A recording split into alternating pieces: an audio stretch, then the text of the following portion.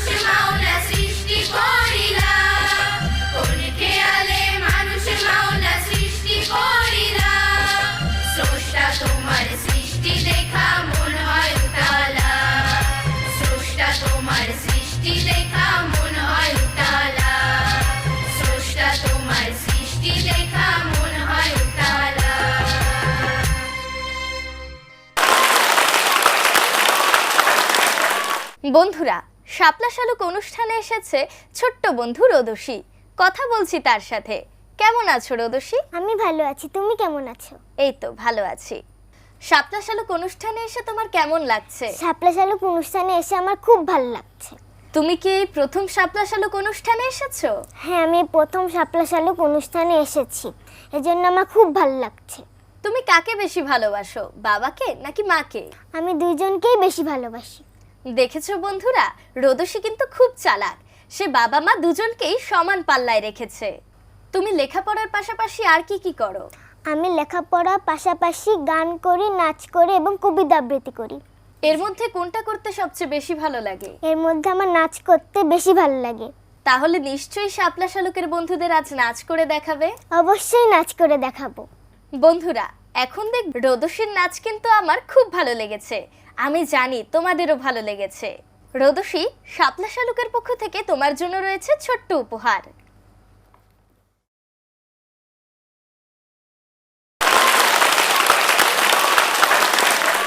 এখন রয়েছে ছোট ছোট বন্ধুদের নিয়ে মজার খেলা বেলুন ফাটানো।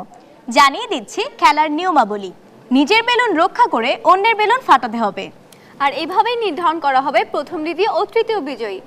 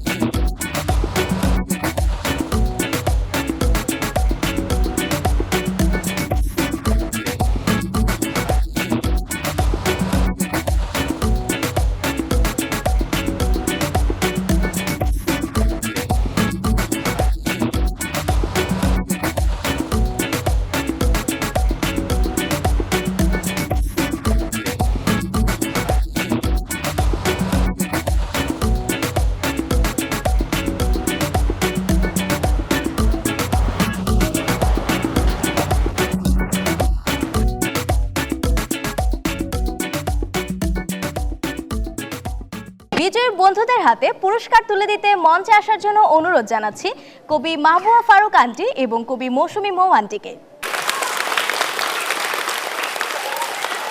প্রথম পুরস্কার নিচ্ছে সাফওয়ান। দ্বিতীয় পুরস্কার নিচ্ছে মেহনাজ। তৃতীয় পুরস্কার নিচ্ছে হিমাদ্রি।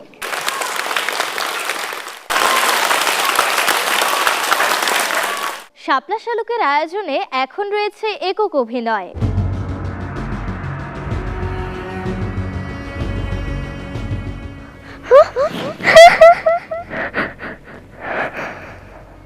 মা বলেছিল মানুষ মরে গেলে নাকি আকাশের তারা হয়ে যায়, যারা খুব ভালো তারা নাকি দূরে গিয়ে জ্বলজ্বল করে।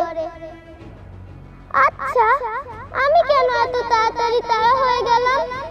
আমার তো এখনো ঘুমানোর সময় হয়নি। আমি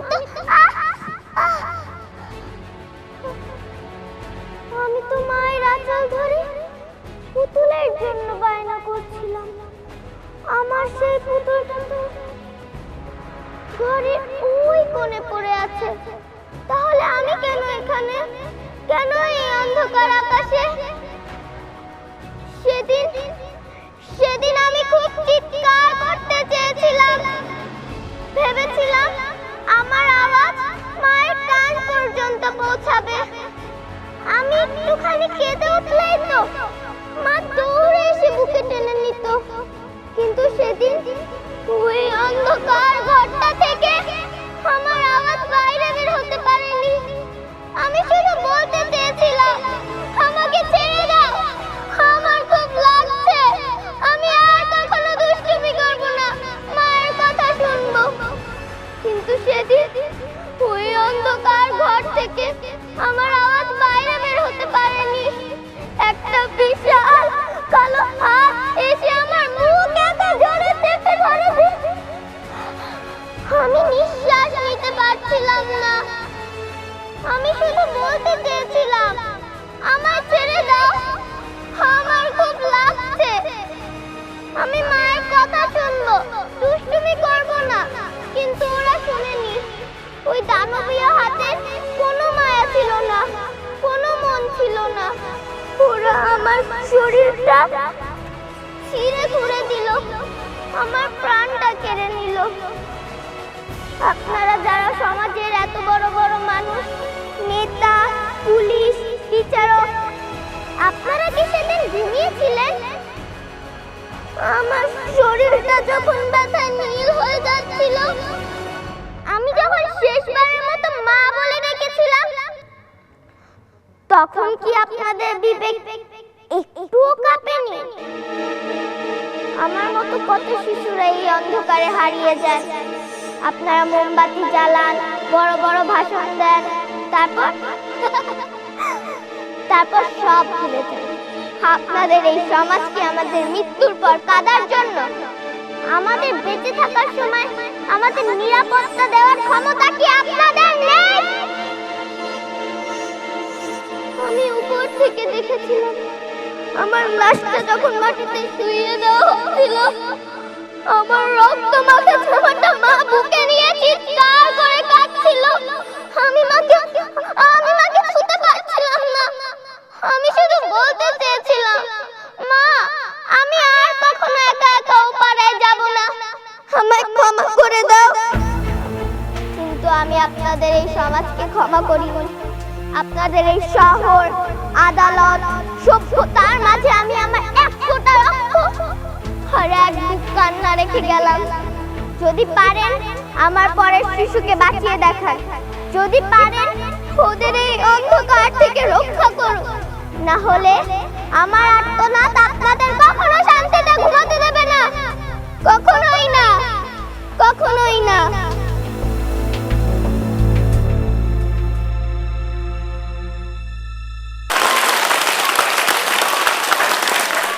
বন্ধুরা, শাপলা শালুক অনুষ্ঠানে টাঙ্গাইল থেকে এসেছে বন্ধু অদ্রিতা। কথা বলছি তার সাথে। কেমন আছো? আমি অনেক ভালো আছি, তোমরা কেমন আছো? শাপলা শালুক অনুষ্ঠানে এসে তোমার কেমন লাগছে? আমার অনেক ভালো লাগছে। তুমি প্রথম কোথায় নাচ করো? আমি প্রথম টাঙ্গাইল শিশু একাডেমিতে নাচ করি। নাচের প্রতি দুর্বলতা কিভাবে আসলো? এক্ষেত্রে কার উৎসাহ সবচেয়ে বেশি?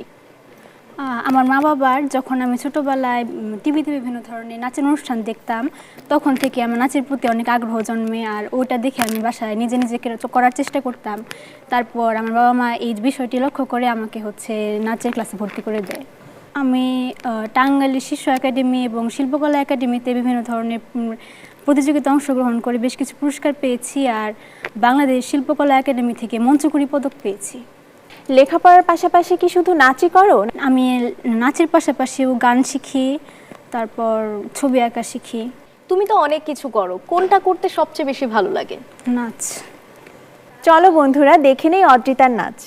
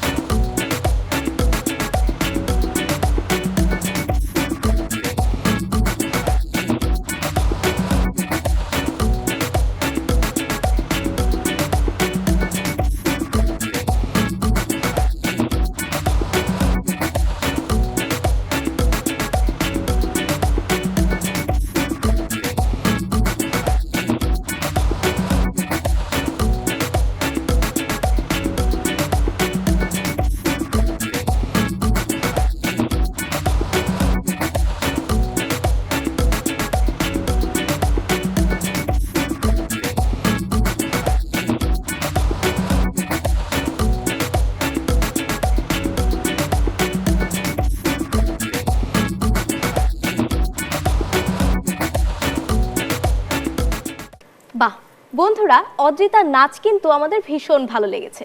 আমি জানি তোমাদেরও ভালো লেগেছে। শাপলা শালুকের পক্ষ থেকে তোমার জন্য ছোট্ট উপহার। শাপলা শালুকের বন্ধুদের অনেক শুভেচ্ছা এবং এটিএন বাংলা পরিবারকে অনেক অনেক ধন্যবাদ। বন্ধুরা, শাপলা শালুক অনুষ্ঠানে এসেছেন জননন্দিত কবি, গীতিকার ও সংগঠক খুশনুর আন্টি। কথা বলছি তার সঙ্গে। কেমন আছেন আপনি? ভালো আছি, তোমাদের মাঝে এসে আমার খুব ভালো লাগছে। আন্টি, আপনি যখন প্রথম লেখেন তখন আপনি কোন ক্লাসে পড়েন? তখন আমি কোনো ক্লাসেই পড়ি না, আমি মুখে মুখে বানিয়ে বানিয়ে যা কিছুই বলতাম আমার মা লিখে রাখতেন। কবি জবেদা খাতুন, তিনি আমার মা।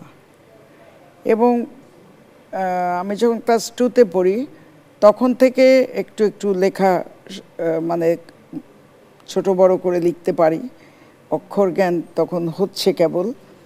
আর 5-6 থেকে আমি পুরোপুরি লেখা শুরু করি। ইত্তেফাক, দৈনিক বাংলা, ওইখানে ছোটদের পাতা ছিল, কচিকাচার আসর, আরও অন্য পত্রিকায় ছিল, সেখানে প্রতিনিয়ত আমি লিখতাম। আপনার লেখার পিছনে উৎসাহ কার? উৎসাহ বলতে হবে প্রথমেই আমার মায়ের, তারপরে বাবা, বড় 2 বোন, ভাই, ছোট বোন। আপনি তো গীতিকার হিসেবে অনেক খ্যাতি অর্জন করেছেন। আপনার অনেক গান রেডিও, টেলিভিশন এবং বিভিন্ন চলচ্চিত্রে বিভিন্ন সময় প্রচারিত হয়েছে। তো আপনার কোন গানটি প্রথম এবং কোন চলচ্চিত্রে প্রচারিত হয়েছিল? আমার প্রথম ছায়াছবিতে লেখা ঝুমকা ছবির নাম ঝুমকা। আর ওটা গেয়েছিল সৈয়দ আব্দুল হাদি, সাবিনা ইয়াসমিন। আর ওইটায় সুরারোপ করেছেন আলাউদ্দিন আলী। ওই ছবি, এটাই আমার প্রথম লেখা। এরপরেই প্রফেশনালি বিভিন্ন ছবিতে লিখেছি। ছায়াছবির গানের মধ্যে আমার সবচাইতে প্রিয় গান অন্ধবিশ্বাস ছবিতে, ওটা গেয়েছে, ওটাও সাবিনা ইয়াসমিন, অ্যান্ড্রু কিশোর। ভালোবাসা তুমি আমার, ওটার সুরকার ছিলেন সুবল দাস। ক্যাসেটে যেমন অনেক লিখেছি, তার মধ্যে আমার প্রিয় মনে করো তুমি আমি, তপন চৌধুরীর গাওয়া, ওটা আয়ুব বাচ্চুর সুর। রেডিও গান একটা আমার খুবই প্রিয়, ও নদীরে সারা বেলায় কোন খেলা, ওটা গেয়েছিলেন এবং সুর করেছিলেন মোহাম্মদ আব্দুল জব্বার। আপনার ছেলে মেয়ে কয়জন? 2 মেয়ে 1 ছেলে।